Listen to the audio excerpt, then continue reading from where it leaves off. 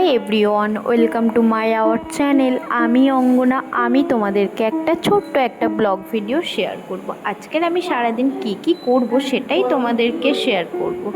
তো ফার্স্টে কিন্তু আমি একটু রিলস ভিডিও করব বলে শাড়ি পরে সেজে গুজে কিন্তু আমি একটু ভিডিওটা করেও নিলাম। তারপর আমার হাজব্যান্ড আসলো, তারপর রেডি সেডি হয়ে ঘুরতেও বেরিয়ে গেলাম। সন্ধেবেলার দিকে ঘুরতে বেরোতে কিন্তু বেশ ভালো লাগে, আর ওয়েদারটা ফিল করতে আরও বেশি ভালো লাগে। আর ওয়েদারটা এতটা সুন্দর গাইস, কি বলবো, আমার তো বেশ ভালো লাগছে। আর তারপরে ফাইনালি দেখো আমরা এই ঘুরতেও বেরিয়ে গেলাম, গল্প করতে করতে বেশ তারপর চলেও আসলাম। তারপর মনে হলো চলো কিছু বাজারও করে নেওয়া হোক, তো আমরা বললাম ঠিক আছে চলো তাহলে। তো আমরা এবার বাজারের দিকেই যাব। তো ঘুরতে ঘুরতে বেশ ভালোই লাগছে, আর আমার তো বেশ ভালোই লাগছে। আর ওয়েদারটা দেখো গাইস কতটা সুন্দর, আর আমার খুব খুব ভালো লাগছে। এদিকে আমরা চারিপাশে বাজারের দিকে কিন্তু এবার চলেও আসলাম। আর বাজারে ভিডিও আর করা হয়নি, বেগুন ইলিশ। তো আমরা তারপর কিন্তু কালো জিরে দিয়ে ফোড়নটা দিয়ে আলু আর বেগুনগুলো কিন্তু দিয়ে দিলাম। তারপর কিন্তু জিরে আর গুঁড়ো লঙ্কা দিয়ে কিন্তু ভালো করে মশলাগুলো দিয়ে দিলাম, আর এটা হচ্ছে গোলমরিচের গুঁড়ো। তারপর কিন্তু একটু নাড়িয়ে চাড়িয়ে নিলাম। তারপরে কিন্তু একটু ভালো করে কষিয়ে নিলাম। তো নেওয়ার পর কিন্তু, আর তার আগে কিন্তু ইলিশ মাছটা কিন্তু একটু ভেজেও নিয়েছিলাম, বেশি কিন্তু ভাজিনি, হালকা হালকা করে একটু ভেজে নিয়েছি। তারপরে গাইস দেখো ইলিশ মাছগুলো এই যে ভাজলাম, আর বিশ্বাস করো আমার তো বেশ ভালো লেগেছে। রাত্রিবেলা বেশি ভারী কিছু খাবও না, শুধু ইলিশ মাছে বেগুন ইলিশ করেছি।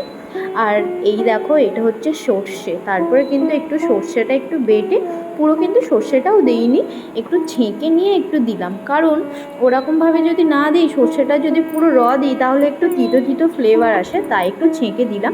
তারপর কিন্তু ওপর থেকে একটু যখন কষানো হয়ে গেলো একটু জল ঢেলে তারপর গোটা গোটা কাঁচা লঙ্কা দিয়ে দিলাম। আর হ্যাঁ, ফাইনালি কিন্তু আমাদের ইলিশ মাছটা হয়েও গেছে। আর তোমরা বলো আমার এই ইলিশ মাছের সহজ পদ্ধতিতে একদম টাইম কম লাগবে, আর বিশ্বাস করো গাইস খুব টেস্টিও হয়েছিল। তোমরা কিন্তু বাড়িতে অ্যাপ্লাই করতেই পারো। তো তারপরে দেখো ওয়েদারটা কতটা সুন্দর, আমার তো বেশ ভালো লাগছে এই বৃষ্টির দিনে ওয়েদারটা। বৃষ্টির দিনে বেগুন ইলিশ খেতে কিন্তু বেশ ভালো লাগবে, আর আমার তো খুবই ভালো লাগে।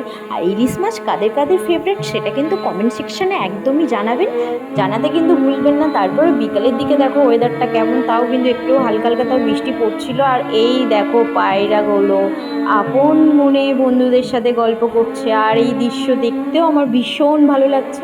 আমি তো আসি আর এই প্রাকৃতিকটা ফিল করি, আমার তো বেশ বেশ ভালো লাগে। আর জল বৃষ্টি হলেও অবশ্য বেরোতে ভালো লাগে না, কিন্তু হ্যাঁ বাড়িতে বসে ফিল করতে কিন্তু বেশ ভালো লাগে। আর কাদের কাদের এই বৃষ্টির দিনে ইলিশ খেতে একদম খুবই ভালো লাগে সেটা কিন্তু আমাকে কমেন্ট করে জানিও। একদম কমেন্ট করতে কিন্তু একদমই ভুলবেন না। তারপরে কিন্তু বিকালের দিকে আমরা দুপুরের দিকে খাওয়া দাওয়া করে ঘুমিয়ে পড়েছি। তারপরে দিকে কিন্তু উঠে দেখি সেই একই ওয়েদার, একই সব কিছু।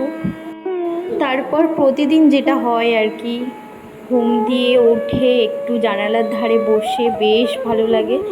তারপরে কিন্তু সন্ধ্যার দিকেও বললে একটু লতি চিংড়ি খাবে, তাই আমি আগে দিয়ে কিন্তু এই লতিগুলো কাটতেও কিন্তু খুব সমস্যা।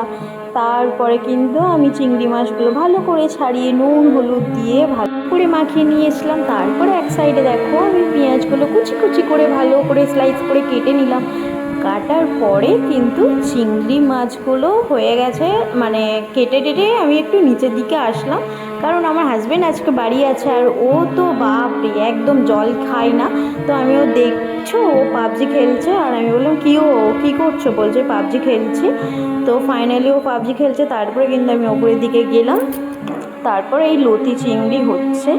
আর দেখো গাইস প্রথমে কিন্তু আমি পেঁয়াজটা দিলাম, পেঁয়াজটা ভাজা ভাজা হয়ে যাওয়ার পর কিন্তু আমি লতিগুলো তারপরে দিয়ে দিলাম। তারপরে বেশি কিছু মশলা দিইনি, মশলাগুলো শুধু দিয়েছি হচ্ছে যে গুঁড়ো লঙ্কা, কাঁচা লঙ্কার পেস্ট, গোলমরিচের গুঁড়ো আর নুন আর হলুদ, ভালো করে কষিয়ে নিলাম। আর হ্যাঁ, প্রথমে কিন্তু আমি চিংড়ি মাছটা ভেজে নিয়েছি, আর সেই তেলের মধ্যে পেঁয়াজ তারপর লতিগুলো দিয়েছি। আর লতির মধ্যে যখন একটু হালকা তেল ছেড়েছে তারপরে একটুখানি ভালো করে নাড়িয়ে চাড়িয়ে আর ঢাকা দিয়ে কিন্তু আমি করছি। তোমরাও যদি কেউ করো সেরকমভাবেই করবে। তারপরে কিন্তু আমি এইদিকে আদা আর এইদিকে একটু সর্ষে দিয়ে দিলাম। সর্ষেগুলো দেওয়ার পর কিন্তু লতির মধ্যে যখন তেলটা ছাড়লো তখন কিন্তু আমি একটু ছেঁকে ভালোভাবে কিন্তু দিয়ে দিলাম। দেখো গাইস লতির মধ্যে কিন্তু আমি এই সর্ষেটা দিলাম, আর কেমন লাগছে দেখতে কিন্তু বেশ ভালো লাগছে। তারপর কিন্তু আমি এদিক ওদিক কিন্তু উল্টে পাল্টে কিন্তু একটু ভালো করে নাড়িয়ে ছাড়িয়ে নিলাম। নেওয়ার পরে তারপরে কিন্তু আমি একটু মাথার মধ্যে একটু কিন্তু হোমমেড হেয়ার সিরাম কিন্তু মেখেই নিলাম। তোমাদেরকে আগেই বলেছিলাম যে আমি সপ্তাহে 3 দিন এটা ব্যবহার করি, আবার সপ্তাহে আরও একটা হেয়ার প্যাক ইউজ করি। সেটা কিন্তু আমার ব্লগ ভিডিও দেখতেই পারো। আর বিশ্বাস করো গাইস, আমার চুলটা কিন্তু আগের থেকে অনেক বেটারও আছে। চুল পড়া কিন্তু একদমই বন্ধ হচ্ছে। আর চুলগুলো কিন্তু একটু সামনের দিকে দেখো গাইস, কুচো চুল ভর্তি হয়ে গেছে, আর একটু রিগ্রোথও হচ্ছে। এবার মায়ের সাথে কিন্তু আমি ইয়ার্কিও মারছি। আর হ্যাঁ, এই যে এটা আমার ছোলা আর কিশমিশ, আর এইটা হচ্ছে হেয়ার ফলের জন্য ডিটক্স। এটা কিন্তু আমি সকালে করে খাই। আজকে এত বিজি ছিলাম, সকালে আমি একদমই খেতে পারিনি, ওই জন্য কিন্তু আমি বিকালের দিকে খাচ্ছি। আর এটা হচ্ছে চুষি। তারপর এটা খাওয়ার পরে কিন্তু একটা চুষিও খেয়ে নিলাম। আর হ্যাঁ, এই যে হেয়ার সিরাম, ওটা মাখার পর 1 ঘন্টা রাখার পর কিন্তু তোমরা শ্যাম্পু করে চুলটা ধুয়ে নিতে পারো। তারপর আমার ভিডিও কার কার ভালো লেগেছে, যদি ভালো লেগে থাকে লাইক কমেন্ট শেয়ার করতে কিন্তু একদমই ভুলবে না। Tata guys.